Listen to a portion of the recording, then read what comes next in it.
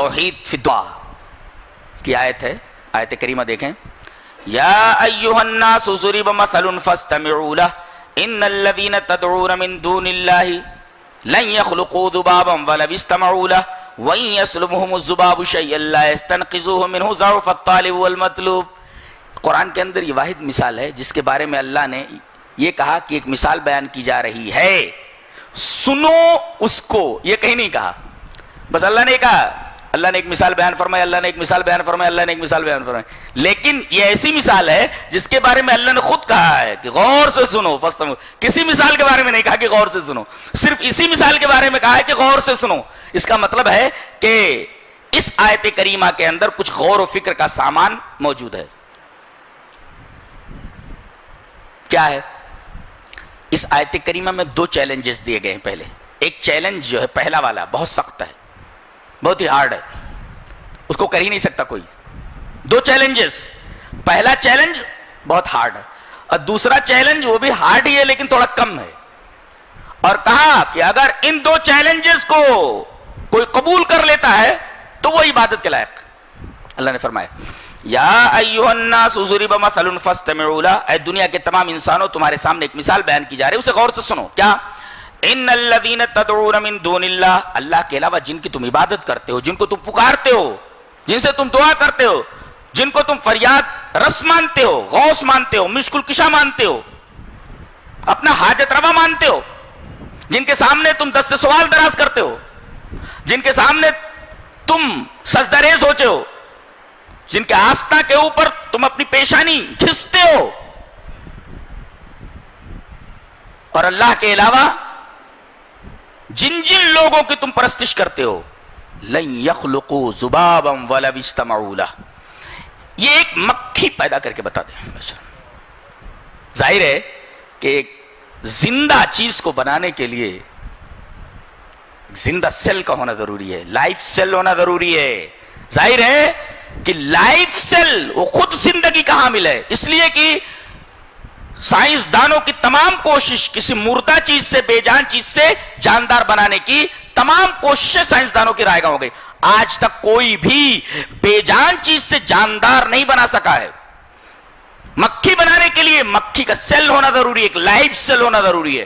لن یخلقوا ذبابا ولو اجتمعوا لہ، ایک مکھی نہیں پیدا کر سکتے. اگر مکھی کوئی پیدا کر سکتا ہو، یہ بڑی بڑی باتیں کرنے والے، بڑی بڑی کتابیں لکھنے والے، کوئی کہتا ہے دیر از نو گاڈ، کوئی کہتا ہے گاڈ ڈیلوژن، کوئی کہتا ہے ایسا، کوئی کہتا ہے کہ یونیورس کیم فرام نتھنگ.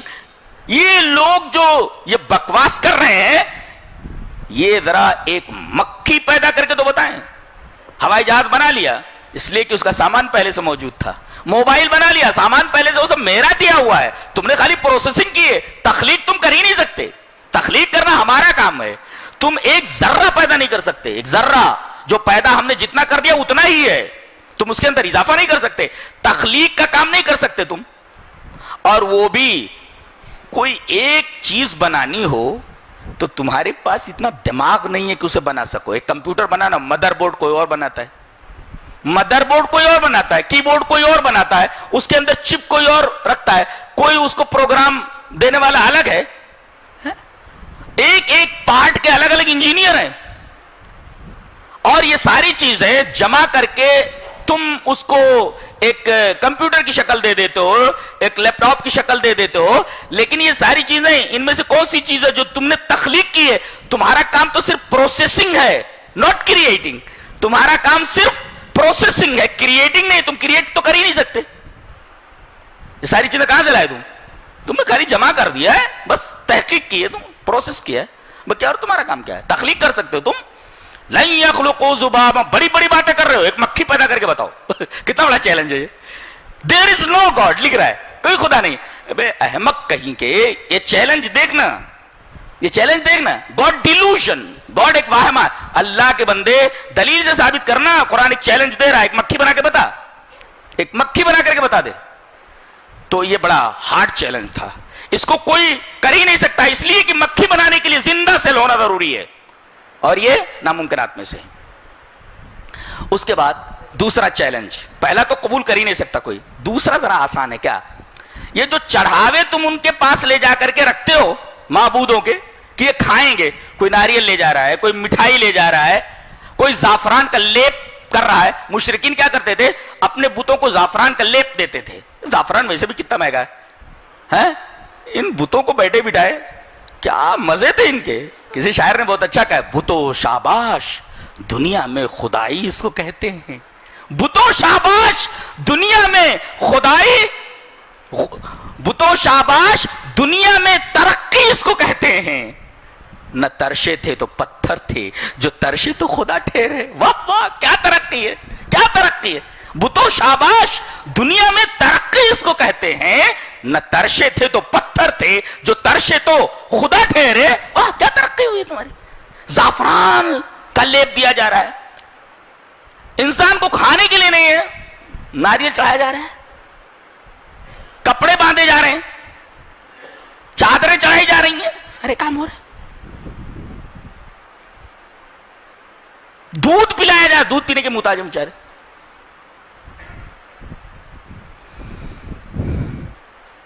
اب یہ سب چڑھاوا چڑھا دیا گیا. اب ایک مکھی آتی ہے, پھر وہی مکھی کا تذکرہ ہے. چلو مکھی تو تم بنا نہیں سکتے, میری مخلوق ہے, میں نے اس کو بنایا ہے. اب یہ مکھی آ رہی ہے اور اس چڑھاوے میں سے مٹھائی کا ایک چھوٹا ٹکڑا معمولی وہ لے کر کے بھاگ رہی ہے. یہ چھڑا لیں, اور اللہ نے فیصلہ بھی کر دیا, they have no power to release it from the fly. مکھی سے چھیننے کی ان کے پاس طاقت نہیں ہے. they have no power to release it from the fly. مکھی سے وہ چیز چھین لینے کی طاقت ان کے پاس نہیں ہے. پیدا کرنا تو دور کی بات ہے. اس میں عجیب بات کیا ہے, دیکھو یہ کتنی بایولوجیکل اور میڈیکلی پروفڈ بات کہی گئی ہے. ہم جب غذا کھاتے ہیں, اس میں حیرت کی کون سی بات ہے وہ دیکھو.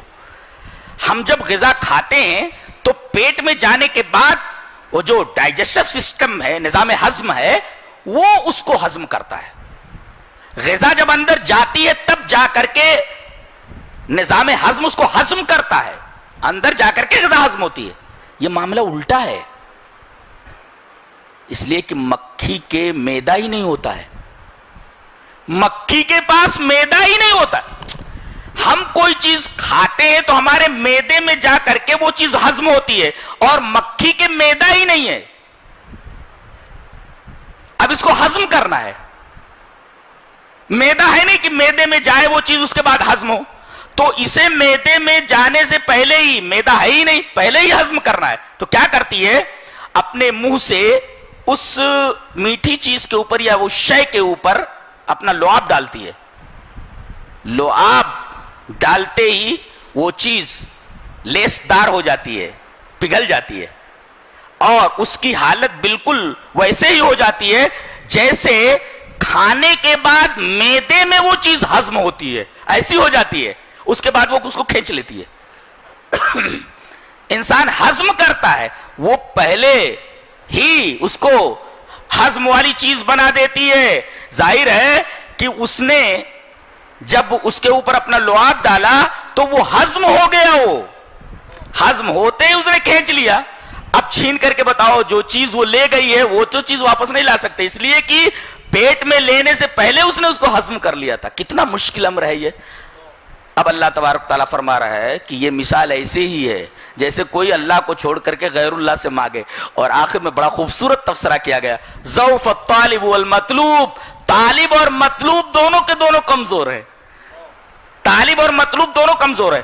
غور سے دیکھا جائے تو مطلوب طالب کے مقابلے میں زیادہ کمزور ہے, اس لیے کہ مکھی طالب اور وہ بت مطلوب برابر ہے. اب ظاہر ہے کہ یہ تو لے کر بھاگ سکتی ہے, لیکن وہ اتنا کمزور ہے کہ اپنی جگہ سے ہل نہیں سکتا کہ مکھی کو پکڑ لے. پتہ یہ چلا کہ طالب سے زیادہ کمزور مطلوب ہے. تو اللہ یہ فرما رہا ہے کہ تو کمزور ہے ہی, جس سے مانگ رہا ہے وہ تو تجھ سے زیادہ کمزور ہے. اور یہ دنیا کی سب سے بڑی بیوقوفی ہے کہ آدمی اپنے سے کمزور سے کوئی چیز مانگے. کیا اور یہاں ضعف کا تذکرہ کیا گیا, اور مان بات اللہ تبارک و تعالی نے اپنی صفت ذکر فرمائی, وَإِنَّهُ لَقَوِيٌّ عَزِيزٌ. مان بات ہے, وَمَا قَدْرُ اللَّهِ حَقَّ قَدْرِهِ إِنَّهُ لَقَوِيٌّ عَزِيزٌ. ذوف کا تذکرہ کرنے کے بعد کہ اللہ کے علاوہ جتنے بھی معبودان باطلا ہیں سب ذوف کا شکار ہیں، سب عجز کا، کمزوری کا شکار ہیں، اور صرف ایک ہی ہستی ہے جو قوی ہے، جو طاقتور ہے، وہ اللہ تبارک و تعالیٰ ہے۔ وَإِنَّهُ لَقَوِيٌّ، ذوف کا عین اپوزٹ، ضعیف کا عین اپوزٹ قوی ہے۔ لہذا آدمی عقل مند وہی ہوتا ہے جو قوی کے سامنے دستے سوال دراز کرتا ہے، وہ آدمی دنیا کا سب سے بڑا بے وقوف ہے جو اپنے سے زیادہ کمزور کے سامنے ہاتھ پھیلا کر کے کچھ مانگ رہا ہو۔ ضعف الطالب والمطلوب، بہت ہی حسین مثال ہے، اس سے زیادہ حسین مثال ہو ہی نہیں سکتی ہے شرک کے رد میں۔ اسی وجہ سے میں اس کو توحید فی دعا کہتا ہوں کہ اللہ تبارک و تعالی سے اگر کوئی دعا مانگے تو اس آیت کریمہ کو اپنے ذہن میں رکھے کہ باری تعالیٰ تیرے علاوہ کوئی کچھ دینے والا نہیں ہے۔ کسی کا شاعر نے بہت اچھا کہا ہے، ایک تہی دست کو کیا دیتا ہے۔ دنیا میں جتنے لوگ ہیں سب خالی ہاتھ ہیں، خالی ہاتھ آتا ہے خالی ہاتھ جاتا ہے کیا اس کے پاس؟ آتا ہے تو بھی خالی ہاتھ آتا ہے، جاتا ہے تو بھی خالی ہاتھ جاتا ہے۔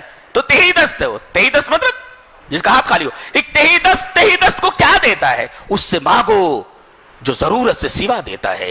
اللہ تبارک و تعالی جو بغیر مانگے ہی سب کچھ دیتا ہے، بہت ساری نعمتیں بغیر مانگے دے دیتا ہے، اور بہت ساری چیزیں مانگنے پر دیتا ہے۔ تو ذرا غور کرو، جو بے مانگے اتنی ساری نعمتیں دے سکتا تو مانگنے پر کیا کچھ نہیں دے سکتا؟ لہذا اس سے مانگو جو تمہیں دے رہا ہے۔